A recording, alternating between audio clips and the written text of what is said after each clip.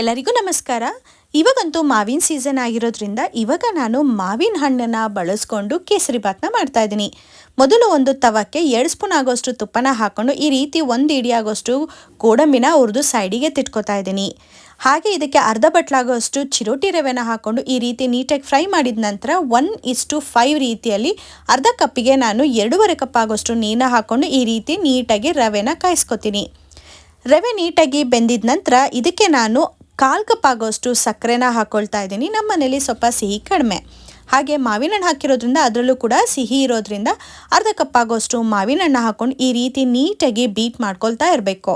ಕೈಯಾಡ್ತಾ ನಾವು ತುಪ್ಪನ ಹಾಕ್ಕೊಂಡು ನೀಟಾಗಿ ಬೇಯಿಸ್ಕೊಂಡ್ರೆ ಕೇಸರಿ ಬಾತ್ ಅಂತೂ ರೆಡಿ ಆಗುತ್ತೆ. ಹಬ್ಬ ನೋಡೋದಕ್ಕಂತೂ ಮಾವಿನ ಹಣ್ಣಿನ ಘಮ, ಹಾಗೆ ನೋಡೋದಕ್ಕೆ ಮಾವಿನ ಹಣ್ಣು ಕಲರು ಕೂಡ ಇದೆ.